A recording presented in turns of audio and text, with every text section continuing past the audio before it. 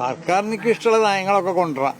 അത് വേറൊന്ന് ഇവിടുത്തെ മുസ്ലിങ്ങളെ നോക്കിയിട്ട് വഹിക്കണം, അല്ലെങ്കിൽ വേറെ ഏതെങ്കിലും ആൾക്കാരെ നോക്കിയിട്ടല്ലോ, അവരെ നയം അനുസരിച്ചല്ലോ. സർക്കാരിന്റെ നയങ്ങളുണ്ടാവും. സമസ്ത ഐക്യം എന്ന് പറഞ്ഞാൽ അത് മുമ്പ് എപ്പോഴും നമ്മൾ പറയണതല്ലേ. അതിന്റെ പ്രവർത്തനങ്ങളൊക്കെ നല്ല നിലക്ക് നടക്കുന്നതിൽ നമുക്ക് എതിർപ്പൊന്നുമില്ല. അതിന് വേണ്ട പ്രവർത്തനങ്ങൾ എല്ലാവരുടെ ഭാഗത്തുനിന്നും ഉണ്ടാവട്ടെ. ഐക്യം അല്ലാഹു സുബ്ഹാനഹു വ തആല സാധിപ്പിച്ചു തരട്ടെ. പിന്നെ സർക്കാരിന്റെ പുതിയ മദ്യനയമാണ് ഇപ്പോൾ ചർച്ചയായിട്ട് രാഷ്ട്രീയത്തിൽ വളരെ കൂടുതലൊക്കെ സൃഷ്ടിച്ചുകൊണ്ടിരിക്കുന്ന പ്രശ്നം. സർക്കാരിന്റെ മദ്യനയത്തിൽ എന്താണ് സംസ്ഥയുടെ ഒരു നിലപാടുണ്ടാകുന്നത്? അല്ല, മദ്യനയത്തിൽ ഇപ്പോൾ മദ്യത്തിനെ പറ്റി സമസ്തന്റെ നിലപാട് ഇപ്പോൾ നിങ്ങൾക്ക് അറിഞ്ഞൂടെ? സമസ്തന്റെ അല്ല, ഇസ്ലാമിന്റെ നിലപാട് മദ്യം ഒരു നിലക്കും, മദ്യം തന്നെ ഒരു മയക്കുമരുന്ന് ഒരു നിലക്കും പ്രോത്സാഹിപ്പിക്കാൻ പാടില്ല എന്നുള്ളതാണ്. അവരുടെ നയത്തിന് നമ്മൾ എതിർക്കല്ല. അവർക്ക് സർക്കാരിനൊക്കെ ഇഷ്ടമുള്ള നയങ്ങളൊക്കെ കൊണ്ടുവരാം. അത് വേറൊന്ന്. ഇന്നലെ കാന്തപുരം ഒരു വേദിയിൽ പറഞ്ഞിട്ടുണ്ടായിരുന്നു, അതായത് ഈ ഐക്യം അത് ഉടൻ തന്നെ സാധ്യമാകണം, ഈ പിളർപ്പിന് പിന്നിൽ നവീകരണ പ്രസ്ഥാനങ്ങളുടെ ഗൂഢാലോചനയാണ് എന്നുള്ള കാര്യം അദ്ദേഹം പറയുന്നുണ്ട്. അപ്പം ഈ പ്രസ്താവന എങ്ങനെയാണ് താങ്കൾ നോക്കിക്കാണുന്നത്? സ്വാഗതം ചെയ്യുന്നുണ്ട്? അല്ല, അതങ്ങനെ ഐക്യം വേഗം പുലരണം എന്നല്ലേ അദ്ദേഹം പറഞ്ഞത്. അതിനല്ലേ ഞാനും പറഞ്ഞത്. ഐക്യം പുലരാൻ ആവശ്യമാവുന്ന പ്രവർത്തനങ്ങൾ എല്ലാവരുടെ ഭാഗത്തുനിന്നും ഉണ്ടാവണം. അതിന് നമ്മൾ സ്വാഗതം ചെയ്യുന്നു. പിന്നെ അതിന്റെ പിറപ്പിന്റെ കാരണക്കാരാരാന്നുള്ളത് അത് അവരും ആവാം, നവീന പ്രസ്ഥാനക്കാരും അല്ലാത്തവരും ഒക്കെ ആവാം, ആരും ആവാം. ആര് അവരെന്ന് പറഞ്ഞാല് അവരെന്ന് പറഞ്ഞതുകൊണ്ട് ഞാൻ ഉദ്ദേശിക്കുന്നത് നവീന പ്രസ്ഥാനക്കാരെ പറ്റി മാത്രമല്ല, അതിന് പലരും അതിന്റെ പിന്നിലുണ്ടാവാം, അത്രേ പറഞ്ഞു. അത് ഈ കാന്തപുരം അതിന്റെ ആളാണോ അല്ലേ എന്നുള്ളതല്ല ഞാൻ പറഞ്ഞത്, മനസ്സിലായില്ലേ? അയാൾ ആ സമയത്ത് അതുമായിട്ട് ബന്ധപ്പെട്ട ആളല്ലോ, അപ്പൊ അയാൾക്ക് കുറച്ചുകൂടി അറിയും. അപ്പൊ അയാൾ പറഞ്ഞത് ഐക്യത്തിന് വേണ്ടിയുള്ള നടപടി ചർച്ചകളൊക്കെ ഉണ്ടാവും കൂടുതലായി. ശ്രമിക്കാം. ഒരു തടസ്സമില്ല. താങ്കൾ മനസ്സിലാക്കുന്ന എന്താണ് ഇങ്ങനെ ഒരു തടസ്സം അല്ലെങ്കിൽ ഒരു ബുദ്ധിമുട്ടായിരിക്കുന്ന കാര്യം? അല്ല, അങ്ങനെ ഇപ്പൊ പല പ്രസ്ഥാനങ്ങളും പല രാഷ്ട്രീയ കക്ഷികളൊക്കെ ഐക്യത്തിന് വേണ്ടി ശ്രമിക്കണില്ലേ? അത് ഇങ്ങനെ കുറെ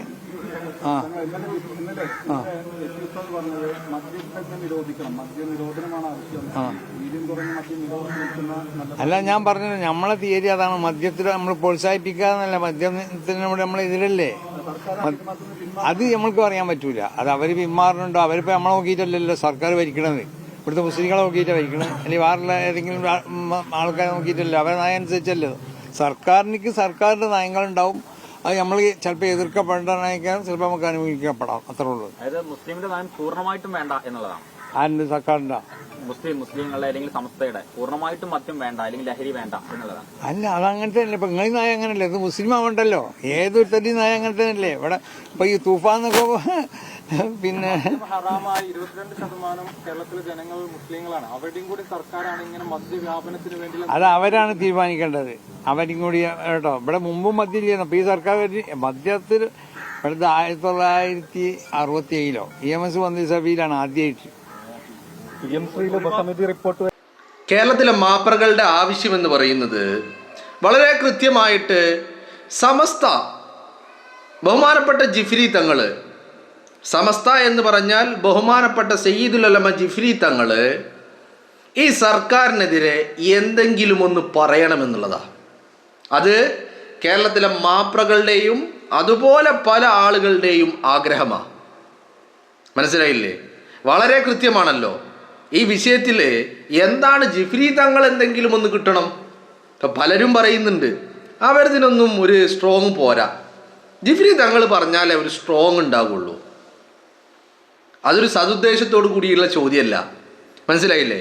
ഈ സതുദ്ദേശത്തോടു കൂടിയുള്ള ചോദ്യമല്ല എന്ന് പറയാനുള്ള കാരണം, ഇപ്പം ചോദ്യത്തിൽ ഒരു ചോദ്യം നിങ്ങൾ ശ്രദ്ധിച്ചോ? 22% മുസ്ലിങ്ങളുള്ള ഒരു നാടാണ് കേരളം. അപ്പോൾ അവരുടെ കൂടി സർക്കാരാണ് എന്നാണ് ചോദ്യം. ഈ 22% മുസ്ലിങ്ങൾ കേരളത്തിൽ ഉണ്ടായത് ഈ മെയ് 18 മുതലല്ല, ആണോ? ഈ ശതമാനത്തിൻ്റെ കാര്യത്തിൽ ഏറ്റക്കുറച്ചിലുകൾ പല ഘട്ടത്തിലുണ്ടായിട്ടുണ്ട്. അത് ഈ ശതമാനത്തിൻ്റെ കാര്യത്തിൽ എന്ന് പറഞ്ഞാൽ കേരളത്തിലെ മൊത്തം പോപ്പുലേഷൻ്റെ കാര്യത്തിൽ തന്നെ ഏറ്റക്കുറച്ചിലുകൾ വേരിയേഷൻസ് പലപ്പോഴായിട്ട് സംഭവിച്ചിട്ടുണ്ട്. അതല്ലല്ലോ വിഷയം. അപ്പോൾ ഈ പറയുന്ന കേരളത്തിലെ മുസ്ലിങ്ങൾ എന്ന് പറയുന്നത് ഇത് എത്ര കാലത്തെ പാരമ്പര്യം, എത്ര കാലമായിട്ട് മുസ്ലിം സമൂഹം ഇവിടെയുണ്ട്. അതാണ് കൃത്യമായി നിങ്ങളൊന്ന് ആലോചിച്ച് നോക്കണം. കൃത്യമായിട്ട് ഇപ്പോൾ ഇങ്ങനെ ഒരു മറുപടി പറയണമെങ്കിൽ എല്ലാ കാര്യങ്ങളെക്കുറിച്ചും കൃത്യമായ ഒരു ബോധ്യം തങ്ങൾക്കുണ്ട് എന്നുള്ളതാണ് അല്ലേ. ഇപ്പം ഈ മദ്യത്തിൻ്റെ വിപണനവും മദ്യത്തിൻ്റെ ഈ പറയുന്ന പരിപാടിയൊക്കെ ഇന്നൊന്നിലും തുടങ്ങിയതല്ലല്ലോ. ഇപ്പം നിങ്ങളൊന്ന് ആലോചിച്ച് നോക്ക്. പിണറായി വിജയൻ സർക്കാർ വരുമ്പോൾ 28 ബാറുകൾ ഉണ്ടായിരുന്ന കേരളത്തിൽ ആ 28 ബാറുകളിൽ നിന്ന് 928 ചില്ലറ ബാറുകളാക്കി മാറ്റി. അന്നും 22% മുസ്ലിങ്ങൾ കേരളത്തിലുണ്ടായിരുന്നു. ഉണ്ടായിരുന്നില്ലേ? ഉണ്ടായിരുന്നല്ലോ. എല്ലാവരും സർക്കാരുകൾ അത്രയും മദ്യത്തെ പ്രോത്സാഹിപ്പിക്കുകയാണ് ചെയ്തിട്ടുള്ളത് അല്ലേ. മദ്യത്തെ അതിലെനിക്ക് തോന്നുന്നു ഉമ്മൻചാണ്ടി സർക്കാരാണ് ഈ പറയുന്ന ബാറുകളുടെ എണ്ണം വെട്ടിച്ചുരുക്കിയിട്ട് താഴോട്ട് കൊണ്ടുവന്നത്. ഉമ്മൻചാണ്ടി സർക്കാരാണ് അല്ലേ. ആ മനുഷ്യൻ നല്ലത് ചെയ്തതിൻ്റെ ഫലമായിട്ട് ആ മനുഷ്യന് കസേരയിൽ നിന്ന് താഴെ ഇറങ്ങേണ്ടിയും വന്നു. അതൊരു മറ്റൊരു കാര്യം അല്ലേ. ഈ പറയുന്ന ബാർ മുതലാളിമാരൊക്കെ കൂടിയിട്ടുണ്ടാക്കിയ ഒരു കേസായിരുന്നല്ലോ ഉമ്മൻചാണ്ടിക്കെതിരെ. എന്തായിരുന്നു കാരണം? ബാറുകളുടെ എണ്ണം വെട്ടിച്ചുരുക്കി എന്നുള്ളതായിരുന്നു കാരണമെന്ന് പറയുന്നത്. അപ്പോൾ ഈ മദ്യം കേരളത്തിൽ കുറേ കാലങ്ങളായിട്ട് ഇത് കൃത്യമായിട്ട് EMS തുടങ്ങിയിട്ട് ഇങ്ങോട്ട് ഇതുണ്ട് എന്നുള്ളതാണ്. അപ്പോൾ ഈ പറയുന്ന മദ്യത്തിൻ്റെ ഉപഭോഗമാണെങ്കിലും അതിൻ്റെ വിപണനമാണെങ്കിലും കേരളത്തിൽ ഇപ്പോൾ UDF സർക്കാർ വന്നപ്പോൾ എന്തോ കേരളത്തിൽ മദ്യം വിൽക്കാമെന്നുള്ള നിയമം കൊണ്ടുവന്നു എന്നുള്ളത് പോലെയാണ് ഇപ്പോഴത്തെ ചർച്ചകളൊക്കെ പോകുന്നത് കണ്ടാൽ. ഇതിൽ സമസ്തയുടെ നിലപാടെന്ന് പറയുന്നത് അത് സമസ്തയുടെ നിലപാടല്ല, അത് ഇസ്ലാമിൻ്റെ നിലപാടാണ്. അത് എപ്പം മുതലുള്ളതാ? 14 നൂറ്റാണ്ടുകൾക്ക് മുമ്പുള്ള നിലപാടാണ്, നിയമമാണ് അല്ലേ. അപ്പോൾ അതിൽ ഇപ്പോൾ ആയിട്ടൊരു പുതിയ നിലപാടിൻ്റെ ആവശ്യമൊന്നുമില്ല. അത് അന്ന് മുതലേ ഹറാമാണ്, അത് ഉപേക്ഷിക്കേണ്ടതാണ്, അതിനെ പ്രോത്സാഹിപ്പിക്കുന്ന ഒന്നും ഉണ്ടാകാൻ പാടില്ലാത്തതുമാണ്. ഇവിടെ മറ്റൊരു കാര്യമുണ്ട്. ആ കാര്യം ഇപ്പം ഈ ദിവസങ്ങളിൽ പുറത്തു വരുന്ന ഒരുപാടധികം വാർത്തകളുണ്ട്.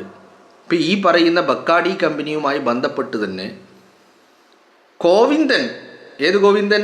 AI ഗോവിന്ദൻ എക്സൈസ് മന്ത്രി ആയിരിക്കുമ്പോൾ മുതൽ ഈ പരിപാടി തുടങ്ങിയിട്ടുണ്ട് എന്നുള്ളതാണ്. മനസ്സിലായില്ലേ? അപ്പം അതിൻ്റെയൊക്കെ ഒരു തുടർച്ചയാണ് സർക്കാരുകളെ സംബന്ധിച്ചിടത്തോളം. ഇപ്പം നിങ്ങളൊന്ന് ആലോചിച്ച് നോക്കൂ, നമ്മുടെ കേരളത്തിൽ ഈ പറയുന്ന മദ്യത്തിൻ്റെ മുകളിൽ കിട്ടുന്ന വരുമാനം അത് മറ്റൊരു സാധനം വിട്ടാലും സർക്കാരിന് ലഭിക്കുന്നില്ല എന്നുള്ളതാണ്. അങ്ങനെയല്ലേ? എന്ന് പറഞ്ഞാൽ ഇപ്പം നമ്മൾ സാധാരണ ആളുകൾ വാങ്ങുന്ന അല്ലെങ്കിൽ ഉപയോഗിക്കുന്ന മദ്യം, ഞാനൊരു ഉദാഹരണം പറയാം, 200 രൂപയുടെ ഒരു സാധനമാണെന്ന് വിചാരിക്കും. അതിൻ്റെ എക്സാക്റ്റ് പ്രൈസ് എത്രയാ? 100-ലും താഴെയാണ്. ബാക്കിയുള്ളത് മദ്യത്തിന് നമ്മുടെ കേരളത്തിൽ വിൽക്കുന്ന എല്ലാ മദ്യങ്ങൾക്കും 100-ന് മുകളിലാണ് ടാക്സ്. എന്ന് പറഞ്ഞാൽ വിലയുടെ ഇരട്ടിയിലധികമാണ് ടാക്സ്. അപ്പോൾ സർക്കാരിനെ സംബന്ധിച്ചിടത്തോളം, കേരളത്തിലെ ഏത് സർക്കാരിനെ സംബന്ധിച്ചിടത്തോളവും ഈ പറയുന്ന മദ്യമെന്ന് പറയുന്നത് ഇവരുടെ സർക്കാരിൻ്റെ ഒരു വരുമാന സോഴ്സിൻ്റെ മുഖ്യ ഘടകമാണ് ഈ പറയുന്ന മദ്യത്തിൻ്റെ വിൽപ്പന എന്ന് പറയുന്നത്. അപ്പോൾ ഓരോ സർക്കാരുകളും അതിലൂടെ വരുമാനം എങ്ങനെ കൂടുതൽ ഉണ്ടാക്കാം എന്നുള്ളതിനെക്കുറിച്ച് ആലോചിക്കും അല്ലേ. സ്വാഭാവികമായിട്ടും പൂച്ച പെറ്റ് കിടക്കുന്ന ഖജനാവുമായിട്ട് അധികാരത്തിലെത്തിയ UDF ഗവൺമെൻറ് ഇതിലെങ്ങനെ കൂടുതൽ വരുമാനത്തിലേക്ക് എത്തിക്കാമെന്നുള്ളതാണ് അവർ ചിന്തിക്കുക സ്വാഭാവികമായിട്ടും. പിന്നെ ഈ പറയുന്ന മറ്റൊരു വശം കൂടി ഇതിലുണ്ട്. നമ്മൾ ഈ ചർച്ചകളൊക്കെ നടത്തുമ്പോഴും, എത്രയൊക്കെ നമ്മൾ ചർച്ച നടത്തുമ്പോഴും കേരളത്തിലെ മെജോറിറ്റി ജനങ്ങളും ഈ മദ്യം ഉപയോഗിക്കുന്നവരാണ് അല്ലേ? അല്ലെന്ന് പറയാൻ പറ്റുമോ? മെജോറിറ്റിയും കേരളത്തിലെ പോപ്പുലേഷൻ്റെ ഏതെങ്കിലും ഒരു ചെറിയ ഭാഗമല്ല, മെജോറിറ്റിയും മദ്യം ഉപയോഗിക്കുന്നവരാ അല്ലേ. അവരിനിപ്പോൾ എത്ര ഈ പറയുന്ന സാധനം ഇതിൻ്റെ നികുതി കൂടിയാലും കുറഞ്ഞാലും ആ ഉപഭോഗം അങ്ങനെ തന്നെയാണ്. അല്ലെന്ന് നമുക്ക് ആർക്കെങ്കിലും പറയാൻ പറ്റും? കേരളത്തിൽ മദ്യം ഏറ്റവും കുറവ് ഉപയോഗിക്കുന്ന ഒരു സമൂഹമാണ് നമ്മുടെ മലയാളി സമൂഹമെന്ന് ആർക്കെങ്കിലും പറയാൻ പറ്റുമോ? നമ്മുടെ കേരളത്തിൽ ഇപ്പോൾ ഒരു ആളെണ്ണം എടുത്തു നോക്കിക്കഴിഞ്ഞാൽ എത്ര 3.5 കോടി ജനം, അതിൻ്റെ പകുതിയിലേറെ ആളുകളും മദ്യം ഉപയോഗിക്കുന്ന ആളുകളാണ് സ്വാഭാവികമായിട്ടും. അപ്പോൾ ഇതൊക്കെ നമ്മൾ ഒരു ഭാഗത്ത് നിന്ന് ഇതിൻ്റെ വ്യാപനത്തെക്കുറിച്ച് വലിയ ചർച്ചകളൊക്കെ നടത്തിക്കൊണ്ടിരിക്കുമ്പോൾ ഇത് പിന്നെ മറ്റൊരു കാര്യം കൂടിയുണ്ട്. ഇതിനെ ഈ പറയുന്ന ആളുകളിൽ വലിയ ബുദ്ധിമുട്ടുണ്ടാക്കുന്ന സംഭവമാണ്, കുടുംബങ്ങളിൽ പ്രശ്നങ്ങൾ ഉണ്ടാക്കുന്നതാണ് എന്നൊക്കെ നമ്മൾ പറയുമ്പോഴും ഇതിന് ഉപഭോഗത്തിനും യാതൊരു കുറവുമില്ല. ഓരോ ഫെസ്റ്റിവൽ സീസണുകളിലും കേരളത്തിൽ റെക്കോർഡ് വിൽപ്പനകളാണ്. ഈ തവണ ഉണ്ടായതിനേക്കാൾ വലിയ റെക്കോർഡ് വിൽപ്പന അടുത്ത തവണ, അതിനേക്കാൾ വലിയ അപ്പുറത്ത് അടുത്ത തവണ. അപ്പം ഈ ഉപഭോഗത്തിൽ യാതൊരു കുറവും നമ്മുടെ കേരളത്തിൽ ഉണ്ടായിട്ടില്ല എന്നുള്ളതാണ്. സ്വാഭാവികമായിട്ടും സർക്കാരുകൾ അവരുടെ ഖജനാവിൽ അവരുടെ പ്രവർത്തനങ്ങൾക്ക് വേണ്ട ഫണ്ട് കണ്ടെത്താൻ വേണ്ടിയിട്ട് ഇതിൻ്റെ പിന്നാലെ പോകും. ഇപ്പോൾ UDF സർക്കാർ അധികാരത്തിൽ വന്നപ്പോൾ എന്തോ പുതിയ വലിയ മദ്യത്തിൽ പുതിയ പെർമിഷൻ കൊടുത്തതോ അല്ലെങ്കിൽ പുതിയ നയം ഉണ്ടാക്കി കേരളത്തിലേക്ക് ആദ്യമായിട്ട് മദ്യം വിൽപ്പന നടത്തുന്നത് നിയമവിധേയമാക്കിയോ അങ്ങനെയൊന്നുമല്ലല്ലോ ചെയ്തത്. പറയുന്ന നികുതിയിലെ ഇളവുകളും കൂട്ടലും വർദ്ധിപ്പിക്കലും കുറക്കലും ഒക്കെ കാലാകാലങ്ങളായിട്ട് നമ്മുടെ കേരളത്തിലുള്ളതാ. ഇതിന് പരിഹാരമാണ് ലക്ഷ്യമെങ്കിൽ ഈ പറയുന്ന മദ്യം പൂർണ്ണമായിട്ട് വിൽപ്പന തന്നെ നിർത്തലാക്കണം. അതിന് സാധിക്കുമോ? അതിന് സാധിക്കൂല. പിന്നെ അവിടെ ഈ പറയുന്ന ഇതിൻ്റെ വ്യാപനം മറ്റേത് വണ്ണാങ്കട്ട അങ്ങനെയൊന്നുമില്ല. ഇതിലൊരു വ്യാപനമില്ല. ഇത് ഓൾറെഡി വ്യാപിച്ച ഒരു സംഭവമാണ്. ഇനി എന്ത് വ്യാപിക്കാനാ? ഇനി ഇത് വ്യാപിക്കാനൊന്നുമില്ല. ഒരു ജനതയുടെ പകുതിയിലേറെ ആളുകൾ ഇത് ഉപയോഗിക്കുന്ന ആളുകളാണ് എന്ന വാസ്തവം നിലനിൽക്കെ ഇനി ഇതിലെന്ത് വ്യാപനം ഉണ്ടാകാനാ? ഇത് വ്യാപിച്ചു കഴിഞ്ഞു. ഇനി ഇതിൽ ആരെങ്കിലും ഒരാൾ ഇനി മദ്യം വേണ്ട കേരളത്തിൽ എന്നുള്ള തീരുമാനം എടുക്കുകയാണെങ്കിലും ഓക്കെ. അതല്ലെങ്കിൽ ഈ പറയുന്ന ഒരു പ്രത്യേക സർക്കാരിനായിട്ട് അതിൽ ഒരു പ്രത്യേക താല്പര്യമോ അല്ലെങ്കിൽ അവരെന്തോ ചെയ്തത് വലിയ മഹാപാതകോ അങ്ങനെ കാണേണ്ട ഒരു ഗതികേടില്ല എന്നുള്ളത് തന്നെയാണ് അതിൻ്റെ വാസ്തവം എന്ന് പറയുന്നത്. മനസ്സിലായില്ലേ? അപ്പോൾ ഒരു വ്യക്തിപരമായിട്ട് നമുക്ക് അല്ലെങ്കിൽ നമ്മുടെ വിശ്വാസത്തിൻ്റെ ഭാഗമായിട്ട് അല്ലെങ്കിൽ വ്യക്തിപരമായിട്ട് ഒക്കെ നമ്മൾ മദ്യത്തിനെതിരാ, അതിന് മറ്റൊരു വശം. പക്ഷെ ഇവിടെ ഈ സർക്കാരിൻ്റെ പ്രവർത്തനങ്ങൾ എന്ന് പറയുമ്പോൾ ഇത് UDF സർക്കാരിനെ ക്രൂശിക്കാൻ വേണ്ടിയിട്ട് അവരെന്തോ മദ്യം ആദ്യമായിട്ട് ഇൻട്രൊഡ്യൂസ് ചെയ്ത പോലെയുള്ള പ്രചരണങ്ങൾ, അതല്ലല്ലോ അതിൻ്റെ ശരിയായ രീതി എന്ന് പറയുന്നത്, അല്ലേ? കേരളത്തിലെ ഈ മദ്യത്തിൻ്റെ വിൽപ്പന തുടങ്ങുന്നത് എവിടെ മുതലാ? ആരാണിതിന് തുടക്കം കുറിച്ചത് എന്നൊക്കെയുള്ള ചരിത്രങ്ങളും ഇപ്പം ഈ നിലവിലുണ്ടായിരിക്കുന്ന ഈ ബക്കാഡി കമ്പനിയുമായി ബന്ധപ്പെട്ട കാര്യങ്ങളിലും അത് എപ്പോൾ തുടങ്ങിയതാ? ഇപ്പം സതീശൻ അധികാരത്തിൽ വന്നപ്പോൾ തുടങ്ങിയതാണോ അതിന് മുമ്പ് തുടങ്ങിയതാണോ എന്നൊക്കെയുള്ളത് വളരെ വ്യക്തമായിട്ട് മനസ്സിലാക്കേണ്ട ഒരു കാര്യം തന്നെയാണ്. അപ്പോൾ UDF സർക്കാർ അധികാരത്തിൽ വന്നു, 22% മുസ്ലിങ്ങളുണ്ട്. സർക്കാർ അധികാരത്തിൽ വന്നതും 22% മുസ്ലിങ്ങളുള്ളതും ഒക്കെ കഴിഞ്ഞ കാലങ്ങളിലൊക്കെ ഉള്ളതാ. ഒരു സുപ്രഭാതത്തിൽ അത് പൊട്ടിമുളച്ചുണ്ടായതല്ല. വളരെ വ്യക്തമാണല്ലോ. സർക്കാരിൻ്റെ നയങ്ങൾ എപ്പോഴും സർക്കാരിൻ്റെ ഭാഗത്ത് നിന്നുകൊണ്ടുള്ള നയങ്ങളായിരിക്കും. എസ്പെഷ്യലി ഇത്തരം വരുമാനങ്ങളുടെ സ്രോതസ്സുമായി ബന്ധപ്പെട്ട കാര്യങ്ങളാകുമ്പോൾ, അല്ലേ? ഇപ്പം നിങ്ങളൊന്ന് ആലോചിച്ച് നോക്ക്. PM ശ്രീയിൽ ഒപ്പിട്ടപ്പോൾ അതുവരെ PM ശ്രീയെയും സംഘ് പരിവാറിനെയും RSSനെയും RSSൻ്റെ ഹിന്ദുത്വ അജണ്ടയെയും തെറി വിളിച്ച് നടന്നവർ അന്നെന്താ പറഞ്ഞത്? ഫണ്ട് വാങ്ങിയെടുക്കാൻ വേണ്ടിയിട്ടാണ്, അത് കേരളത്തിലെ കുട്ടികൾക്കുള്ള ഫണ്ടാണ്, ആ ഫണ്ട് നഷ്ടപ്പെട്ടു പോകാതിരിക്കാനാണ്, പണമാണ് മുഖ്യം. അപ്പം അതിൻ്റെ പിന്നിൽ മറ്റെന്ത് അജണ്ടകൾ ഉണ്ടായാലും ശരി ഇല്ലെങ്കിലും ശരി പുറത്ത് പറഞ്ഞ ഒരു ന്യായീകരണം ഇതാണല്ലോ, ആ ഫണ്ടാണ് പ്രശ്നം. മനസ്സിലായില്ലേ? ജനങ്ങൾ ഒരു ഗവൺമെൻറ്റിനെ സംബന്ധിച്ചിടത്തോളം അതിൻ്റെ നടത്തിപ്പിന് ഏറ്റവും മുഖ്യമായ ഘടകമെന്ന് പറയുന്നത് ഫണ്ടാ. ആ ഫണ്ടില്ലാതെ വരുമ്പോൾ പല പ്രശ്നങ്ങളും ഉണ്ടാവും, പലതും മുടങ്ങും, പല പ്രതിസന്ധിയിലേക്കും കാര്യങ്ങൾ ചെന്നെത്തും.